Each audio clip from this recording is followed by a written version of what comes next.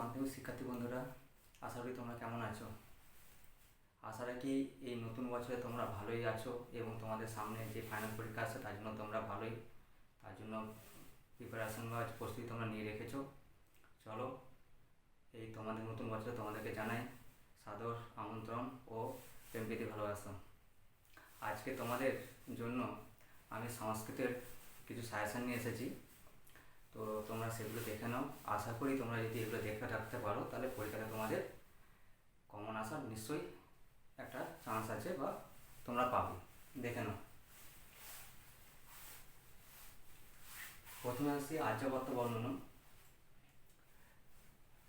এই আর্যাবর্ত বর্ণনমের আমি একের জন্য তোমাদের যেটা সবথেকে গুরুত্বপূর্ণ যেটা আমি রেখেছি, আর্যাবর্ত বর্ণনম পাঠ্যাংশে আর্যাবর্ত ও স্বর্গের তুলনা করা হয়েছে তা বর্ণনা করো।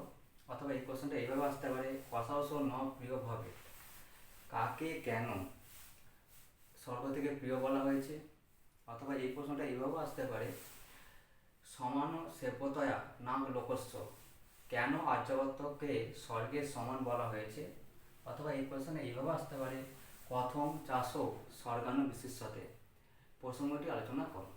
এই প্রশ্নটা যদি তোমরা ঠিকমতো করতে পারো, এবছর সব থেকে গুরুত্বপূর্ণ আর্যাবর্ত বর্ণনমের যে অধ্যায় সেখান থেকে এই প্রশ্নটা খুবই গুরুত্বপূর্ণ প্রশ্ন। দ্বিতীয় নম্বর তোমাদের জন্য আমি এটা রেখেছি, সেটা হলো আর্যাবর্ত বর্ণনা পাঠ্যাংশে আর্যাবর্তের গ্রাম ও শহর বা অনেক সময় এটা কি দেয়, গ্রাম ও নগর জীবন বর্ণনা করো। আর 3 নম্বর প্রশ্নটা তোমরা অতি অবশ্যই দেখতে পারো যে আর্যাবর্তের প্রজাতির সুখ সমৃদ্ধি এবং প্রজাতির দীর্ঘায়ু জীবনের কারণ বর্ণনা করো। অথবা এই প্রশ্নটা এইভাবে দিতে পারে, সকল সংসার ও সুখ ভাজ প্রজা কেন বলা হয়েছে তা ব্যাখ্যা করো। অথবা এই প্রশ্নটা এইভাবে দিতে পারে, সমস্ত ব্যাধি করা পুরুষা ও জীবন্য কেন এমন বলা হয়েছে। তো তোমরা আর্যাবর্ত বর্ণনম থেকে এই 3টে প্রশ্ন যদি দেখে যেতে পারো তাহলে আশা রাখি পরীক্ষা এর মধ্যে তোমরা একটি প্রশ্ন কমন পাবেই পাবে। এবার আসছি দ্বিতীয় অধ্যায় বর্ণগতা গুহা। বর্ণগতা গুহার প্রথম যে প্রশ্নটা খুবই গুরুত্বপূর্ণ তোমাদের এবছর 2024 সালের জন্য সংস্কৃতের প্রথম প্রশ্নটা হচ্ছে দ্বারং চ সপতি সংবৃত্তম কোন দ্বার ঘটনাটি বর্ণনা করো। অথবা এই প্রশ্নটা এভাবেও আসতে পারে, তত পরম দৈব সায়ত্তম কে কোন প্রসঙ্গে এটি ভেবেছিল, এর পরবর্তী ঘটনাটি বর্ণনা করো। অথবা এই প্রশ্নটা এইভাবেও আসতে পারে, অলিপর্বা কিভাবে গুহার মধ্যে প্রবেশ করেছিল, গুহার মধ্যে প্রবেশ করার পরবর্তী ঘটনাটি বর্ণনা করো।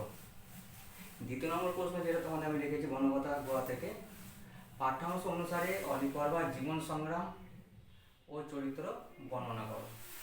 3 নম্বর যে প্রশ্নটা গুরুত্বপূর্ণ রয়েছে তোমরা দেখে যেতে পারো, বর্ণগতা গুহা গদ্যাংশটির সারসংক্ষেপ নিজের ভাষায় লেখো। আর 4 নম্বর এটা আমি এক্সট্রা দিয়ে রেখেছি, অলিপর্বা ও কশ্যপের অর্থনৈতিক অবস্থা আলোচনা করো। এবারে আসছে বন্ধুরা তোমাদের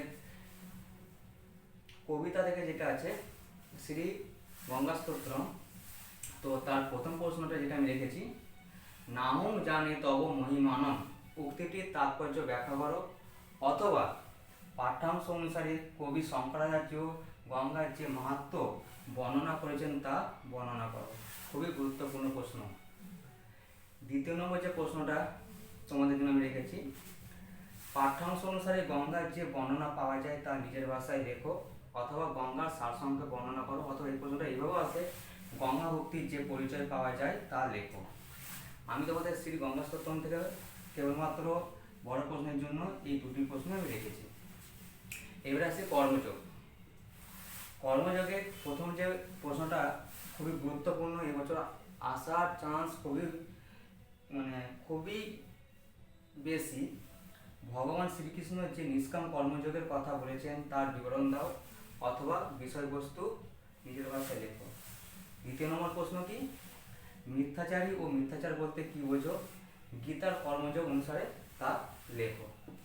আর 3 নম্বর প্রশ্নটা তোমরা দেখে যেতে পারো, প্রকৃতির নিয়মে সব জীব কর্ম করতে বাধ্য, কর্মবন্ধনের অধীন হলে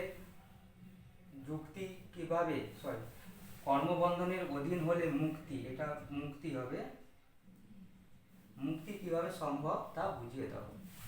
তোমাদের এই 4টে যে অধ্যায় আছে, আর্যাবর্ত বর্ণনম, বনগতা গুহা, শ্রী গঙ্গাস্তোত্রম এবং কর্মযোগ, এখান থেকে যে বড় কোশ্চেনগুলো আসার চান্স আছে সেগুলো তোমাদের আমি দিলাম।